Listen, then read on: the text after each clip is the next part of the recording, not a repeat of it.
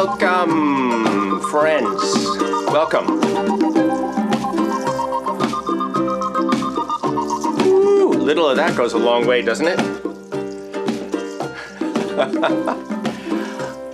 I'm wearing my fall colors today. I hope you guys appreciate that. This is World Drum Club swag, by the way.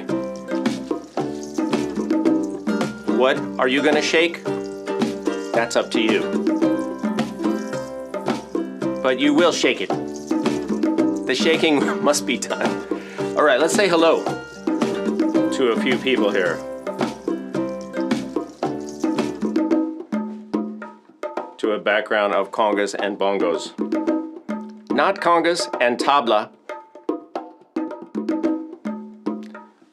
My Facebook friends will understand that. All right, Bill Bradley. Hello, Bill. Nice and early as usual. Charlie's here. Welcome. Sue. Roseanne, of course. And Roseanne. Oh, by the way, Roseanne. Flutes by Nash. Well, that's the website, but since you're our URL getter, officially, I wanted to feature, I'm featuring one of his instruments in today's Tuesday Museday. So, Flutes by Nash. Nash Tavea. Luis, welcome. And who else is here? Sierra, hello. Oh, Sienna, sorry. Sienna and Neil, welcome. Who else? Anybody else? Julia, hello. Welcome. Appreciate you being here. And did I miss anyone? I think I'm all up to date. Thank you, Roseanne. FlutesByNash.com. You guys check it out after or during. I don't know if you have another device. Go check out Flutes by Nash. And I'll explain what this little gem is. This is something I bought from him. Let me give you a little look. Let's see if I can focus this one. How about that? Look at the little guy. I don't know. What does he look like? He doesn't look particularly happy. We'll see if we can cheer him up. All right. So I'll give you guys a sample of this before we get back into the music. Now, this is not, as you might think, in the key of A. It is, though, close. It's in G minor. But let me play it for you a second. With some verb.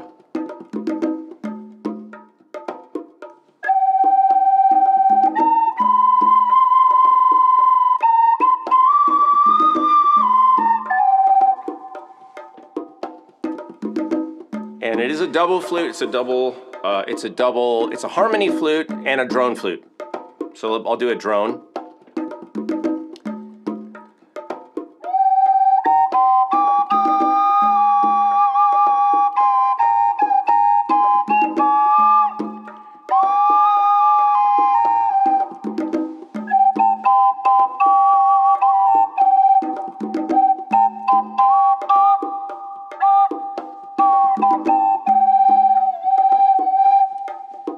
Hold on, Kalani, that doesn't sound like it's in tune with itself.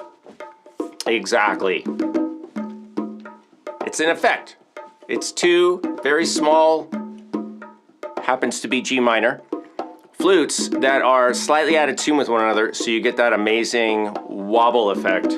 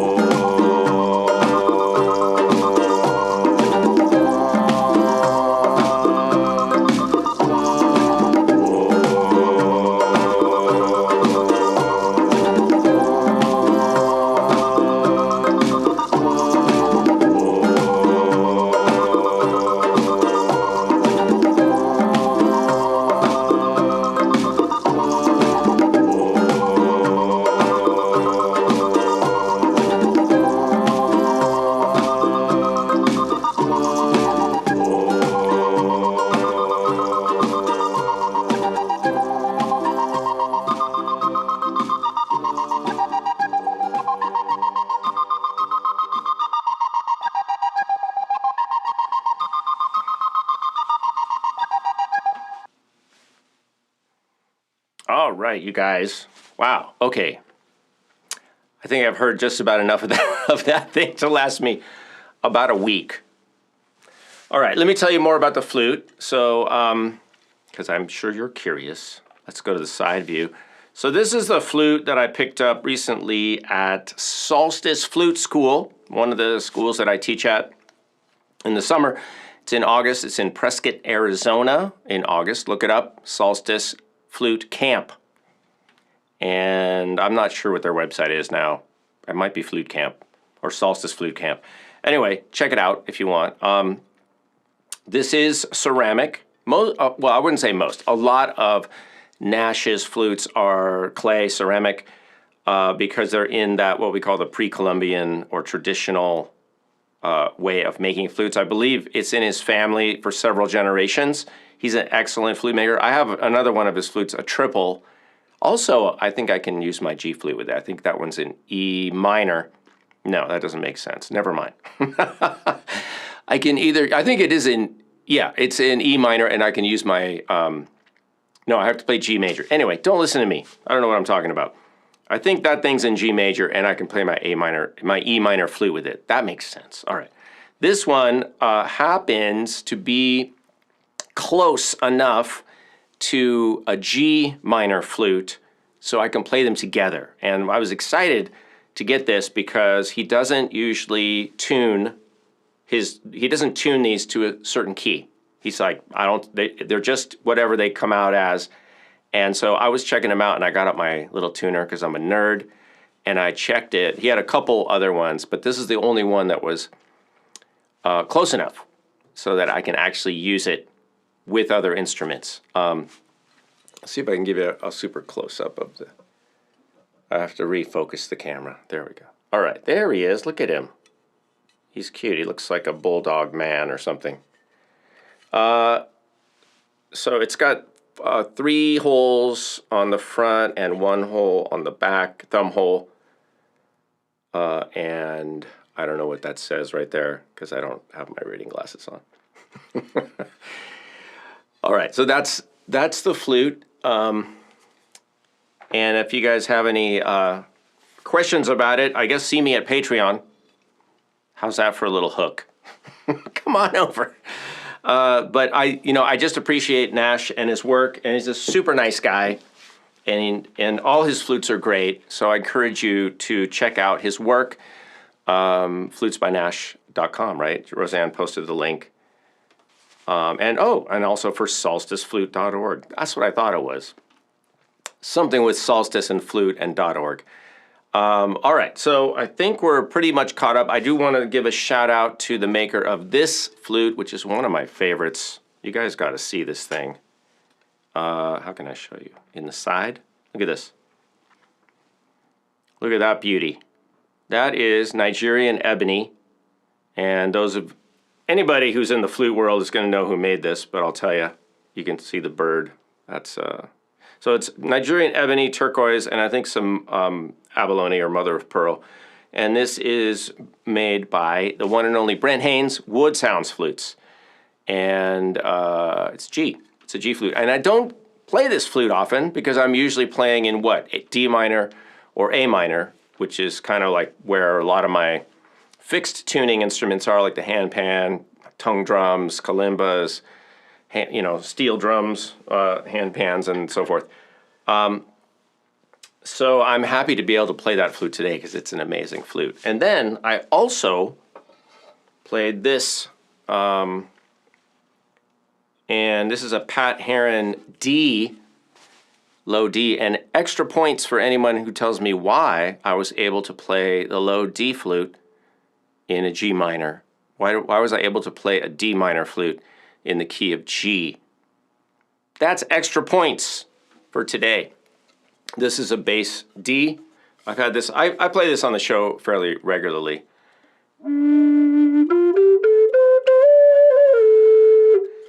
Also a very nice instrument, so Pat Heron. And then I played the ukulele, and this is a Mango Wood tenor by Enya with a low G. Roseanne, you get the points. Mode 4, that's right. So D, E, F, G, 1, 2, 3, 4. If you play in mode 4, and I'm not telling you what that is right now, go find out. Go to Kalani Music, the Kalani Music channel. I don't think I have that info on World Drum Club. So if you go to the Kalani Music channel, look up mode 4. I think I have a lesson on there. Anyway, there's lots of people teaching mode 4 all over the internet. Not mode floor. That's what happens when you drink too much. All right, and I also had I used this. You guys haven't seen this in a while, have you? The Cajon tab by Loose on Drums. Not Loose on Drums, Loose on. Where's their name? Loose on, L-O-U-S-O-N. I'm like, why would you be? Although this thing is kind of loose. It is kind of loose on the drum. And this thing broke over here. But anyway, I'm not complaining. This is a laptop cajon, and these guys are actually one of the first companies that was really making laptop cajons, and they make high quality instruments, beautiful mahogany face on that. Look at that wood, it's still beautiful. And there's a snare. I can take this off, but let me show you. Let me show you guys.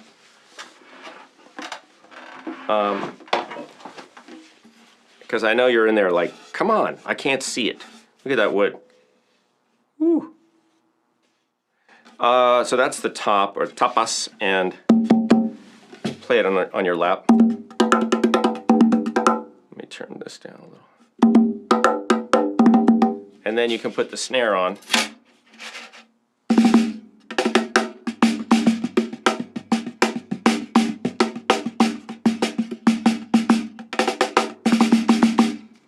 So, very nice material. Also super nice people, friends of the channel. So yeah, and Roseanne posted the link. We're doing a lot of linking today, aren't we? Loose on Drums, and at the top, I played some seed pods. These, which are some of my favorite, as you guys know. I like the little seed pods. These are the medium size, and these are the tiny ones. Because today's theme is kind of fall into music, so I thought, you know, you guys, one of my favorite sounds, I want you to try to experience this. To me, fall is when I get to hear, if I'm lucky, dry leaves being blown across the road. All right? Trust me. That is a winner. It doesn't have to be a road. It could be a parking lot. Okay, I'm just saying, dry leaves getting blown across some hard surface. Also in the tree. All right, I'm not going to discount leaves gently getting, you know, what's the word? Whisked up in a tree. Wafering in a tree. That's also an excellent sound. But I'm just saying, when you see those you get those little dry ones, and they all skip across the road. A little gust of wind comes up, and they all go, except higher pitched. And they don't sound like a man. That's an amazing sound. So I'm just saying that's kind of where I was going at the top of the show, like starting off with that for fall. And happy fall to you guys. Welcome, Jeffrey. I don't think I said hello to you. Anyone else sneak in here lately? I don't think so. All right. Well, time is fluttering by, and so let's get to a copywritten feature of the broadcast. Guess the sound! All right, I'm gonna have to turn the volume down a little for this one, you guys. Here we go. Let me see. I'll switch mics.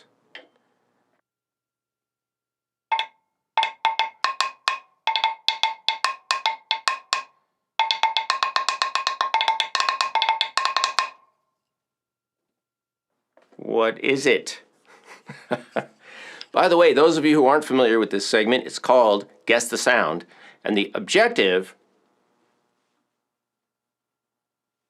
is to what? Oh, thanks, Roseanne, for posting the link to Pat Heron.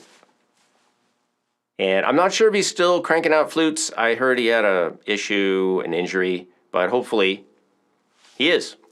And you can find some of his flutes online as well in the resale market.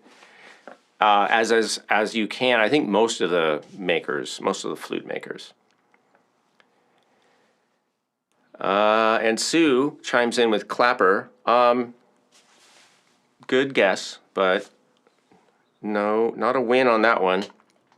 And I want to up the game today, you guys, and ask you to give me at least like one traditional name, as opposed to a descriptive generic name. Can you guys try to do that?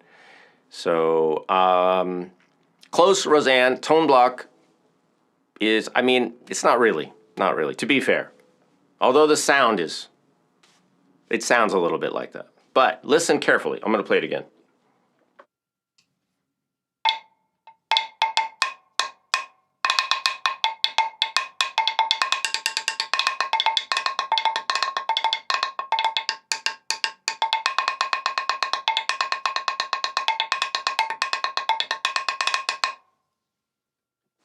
All right. The way I was playing it might be some clue. Or it might not. I don't know. Sorry, flexitone is not correct. Tempo block is getting closer, but not yet. Rhythmic, welcome.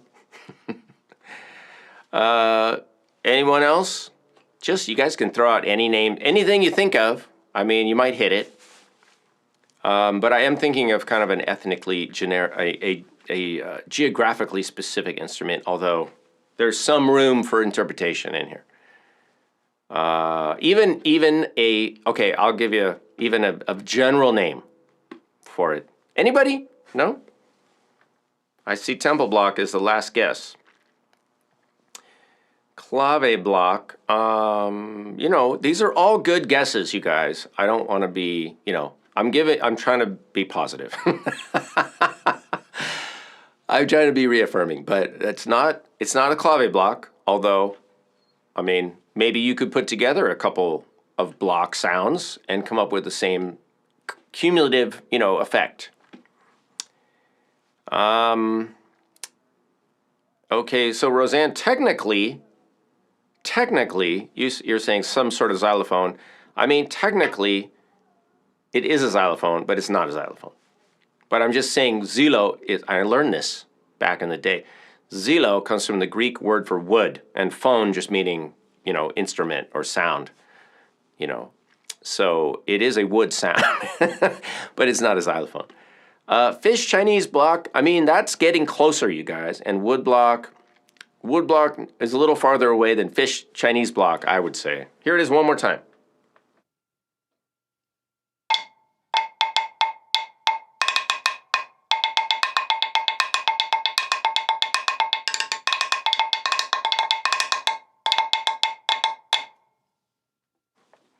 All right, that was your last clue.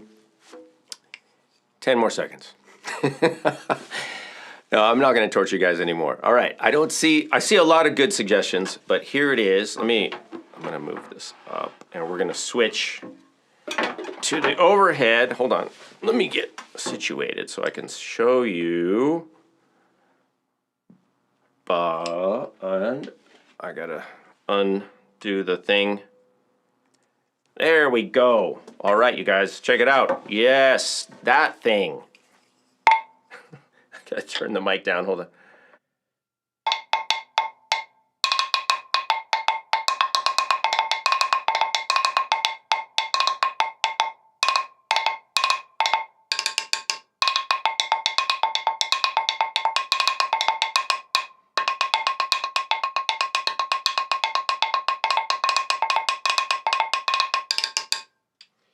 Yes, it is. It is kind of a creen. This one is actually, I mean, I don't know if this is officially a creen. It basically is the same thing, but I think this one is from Indonesia, if I'm not mistaken. I think I got this a long time ago.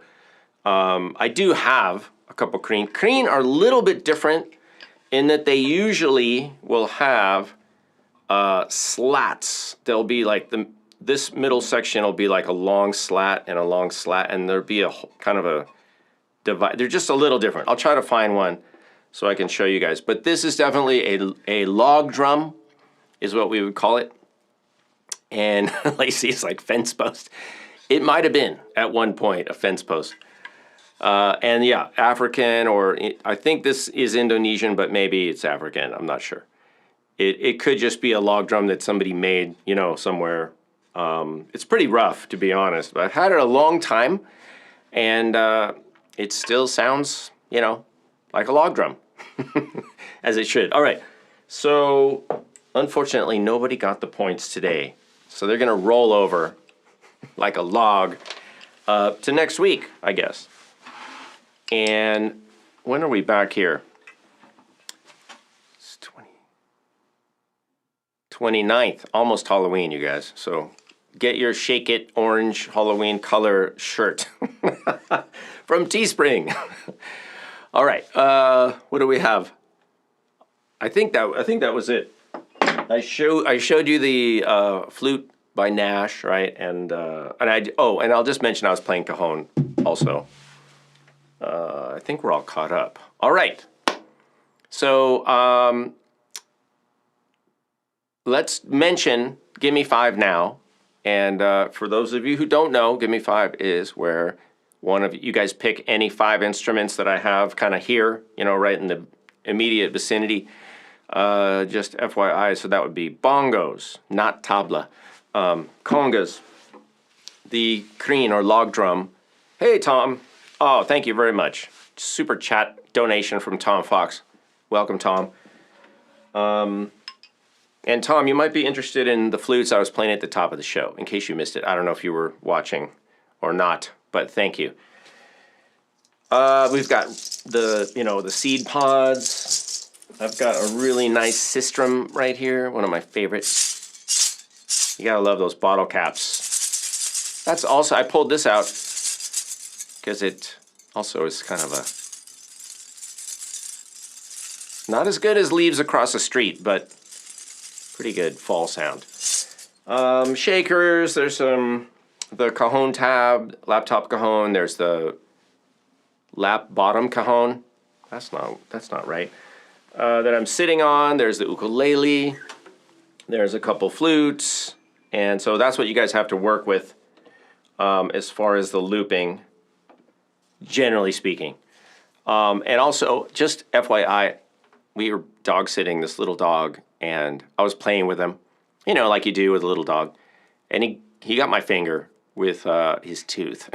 So my finger hurts, my pointer finger on my right hand. So I put a Band-Aid on it, but the reason I'm saying that is because I don't really want to be wailing on a djembe today, so I'm not gonna. So if you say djembe, I'll probably play it in a weird way that avoids me slapping my hand down super hard. All right, and Rhythmic Mex, is it Mexico? It's Rhythmic Mexico. Is, I don't even know what you wrote there. You wrote a lot of things I don't have here. All right. So yeah, you want to stick with stuff I have kind of on hand. I mean, I can reach back there, I don't mind, and rustle through a couple things. Rummage through? Rustle through. But yeah, if it was something that you heard already or that I talked about, that would be better. And then we'll loop it up. All right, towards the end. All right, so I do want to mention, and I'm going to put this under the category of music mindfulness. So let's move the slide, the lower third forward, and I'll just talk at you guys for a minute. I just got back from co-teaching Flute Harvest, which is a native flute retreat here in LA. It's over in Encino at the Holy Spirit Retreat Center, lovely facility. And we had about 18 people this year. And it was just really nice to be able to, not only to teach, I'm always honored to teach, and it is a privilege, and I'm always grateful when people show up to anything that I'm doing, because, I mean, it's validating, but I also make a living from this, what I do, so that's always good to get income. But the point of, the thing I wanted to share with you is it's just such a gift to be able to play face-to-face.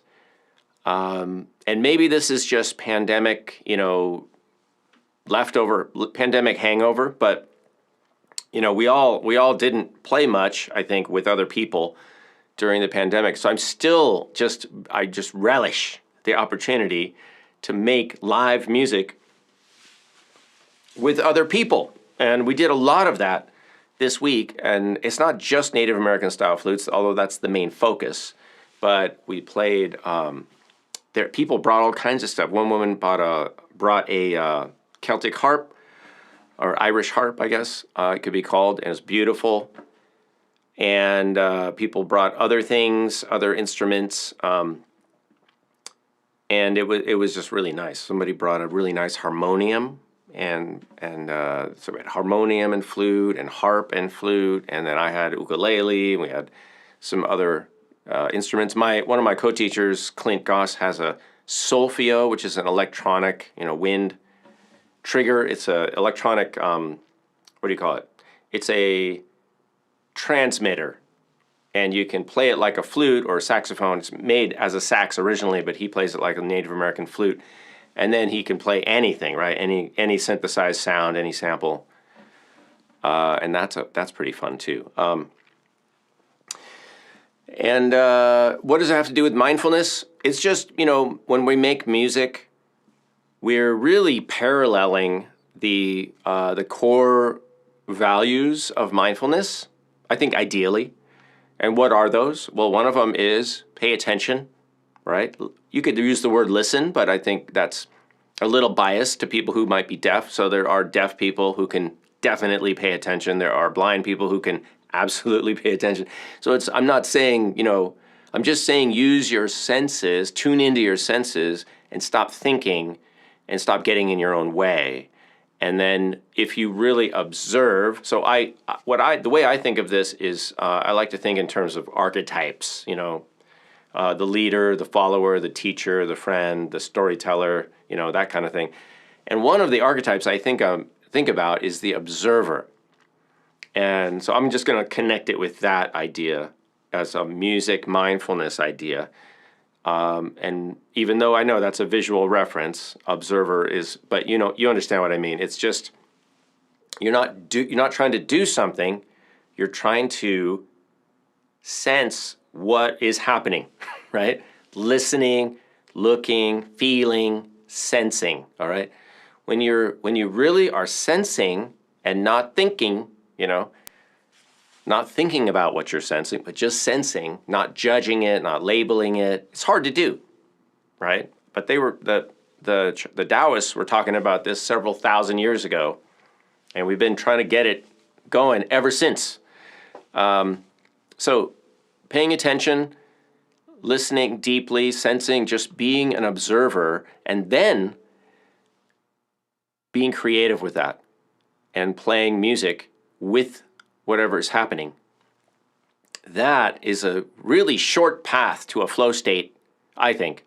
And I'm speaking from experience. So for me, it's a really short path to a flow state and fun and creativity, and you get to learn about other people. You get to do this dance, and it's very intimate. And the thing about music making is that you're literally sharing this sound, that happens in the space. You're combining your sound with other people's sound, and you end up with this third thing, right? Which is a culmination. And so in that way, it's a very intimate experience, because unlike other art forms like painting, you can paint next to somebody, but you're not really painting with anybody. I mean, maybe there's some exceptions out there, but and even dance. You can dance with someone or next to someone. I think dance is a little more like playing music. Obviously, there's give and take, there's weight shifting, there's hanging on, there's letting go. There's a lot of things that are similar. So I'd say it would be like doing a dance. And sometimes we call music the dance. So it's something you do together with someone at the same time. And what is, happening there is that two people are listening, paying attention, and responding to one another, and then things change, and there's just a really nice ebb and flow. And to me, it's always new, and it's always kind of a surprise, and it gives us opportunities to also exercise another mindfulness tenet, which is lack of judgment. And I'm not saying it's easy, but I'm saying it's a practice. And so when I play music with other people, I don't dwell on, what we might call mistakes. Even when I do this, you guys, when I do live streaming, I don't have time. I don't have the luxury of dwelling on things that go wrong. So I just keep going and I make the best of whatever happens. And I do a lot of reframing and just kind of being in the moment and moving forward. Because let's face it, the only way that you can stay, kind of upset about something is through remembering, right? Have you guys heard zebras apparently have a very short memory? Or I guess a goldfish. I don't know if that's true or not. But really, it's like, don't have a long memory. And when you're playing, if you keep your memory really short, it's fun and it's exciting and new things happen. So that's why I think that's what I appreciate about face-to-face, music making when it's improv and it's a partnership. Even if you have a plan, it's still improv, right? Because you're not recreating. You didn't practice a piece and practice and practice and practice and then perform it, right? That's different. But even if you discuss something like, oh, I'm going to play this flute and you do that and then I'll do this and then when this happens, we're going to do this. It's still improv. You just talked about it a little bit before. All right, we have a couple new people here. Urban Dervish, welcome. I think you've been here before, right? And Martin Dent, how do you say that? M. Martin Dent? Oh, okay. Were you at Flute Harvest? Oh, nice. Okay. Awesome. So yeah, I was just talking about Flute Harvest, and now I'm going to stop talking about Flute Harvest. So we have to do our Gimme 5. So all right, but welcome. Oh, Melanie. All right, welcome, Melanie up in Montana. Or what was that? There's a dog barking over here. All right. Well, welcome, and we're going to. Let me see if I can press the right button now. There we go. Gimme 5. And one time I ended the show by accident, so. All right, Julia. So congas, flute, ukulele, seed pods, bongos. That I can do, all right? So this is dedicated, this is for you, Julia, and if you want to dedicate it to anybody or anything, put that down in the comments. And if you also, just for those of you who are new here, if you want to give me any general direction like slow, medium, fast, or a meter, if you know what that is, like a time signature, feel free. And I'll do my best. I can't guarantee anything, but put in as much or as little info into your Gimme 5 request as you want. And rhythmic, I'm not doing that 5/4 on Dante. But maybe next time.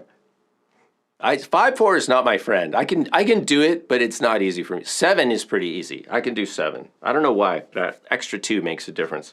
But I would try that 5. Well, maybe we can do that next week. All right, I'm gonna fiddle around here with the metronome a little because I might just slow it down a little bit. Just a little. And I need to erase everything I put in the looper, and then we're gonna be good. Who is that? Ooh, Saya. Hello. Well, you're. I just see an orange ball, so thank you for. I feel like we're kindred spirits now, because I'm dressed in orange today for the season. All right. So let me just double check. I want to double check. I got to keep looking back because, you know how it is when the thing scrolls up, then I can't see. So congas, flute, ukulele, seed pod, bongos. So congas, bongos, flute, ukulele, and seed pods. All right, let's see what we can do. I kind of want to, you know what, I'm going to change the feel. Let me see. So I'm listening to a, you guys, I'm just saying, I'm listening to a click, like a beat in my headphones. And You guys can't hear it, but I can. All right, let's do, yeah, okay. I got a vibe.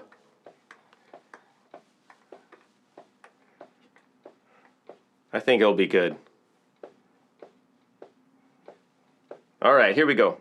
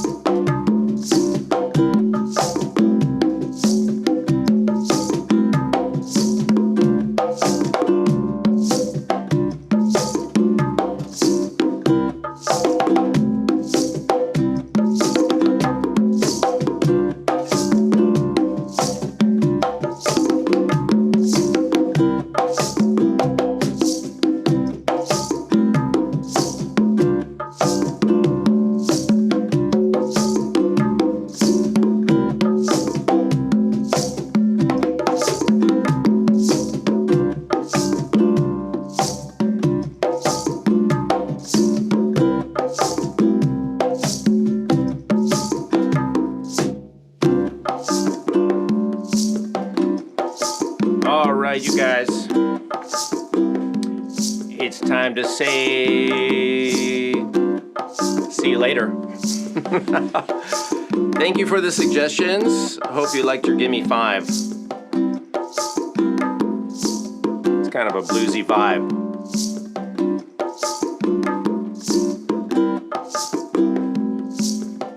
I'll see you guys next week. Check in with us on the Facebook group. Roseanne mentioned it earlier. And connect with me at World Drum Club on the channel, of course, here, but also at patreon.com/Kalani. That's kind of our home base over there. And if you guys want to join, you'll get access to tons of lessons and courses. And you can also contact me with requests and join our Zuma flute alongs. One's coming up this Sunday. Thank you, everybody. Oh, thanks, Charlie. Look at you. Oh my God. Appreciate that. Super chat. That's awesome. Appreciate you guys. And I hope I didn't miss anybody today, but nice to see everyone again. And thanks for dropping by. I'm glad you could join us, Melanie. And maybe we'll see you next time. All right, thanks. And thanks to Roseanne for hosting as always. Have a good night, everyone. Appreciate you. Until next time.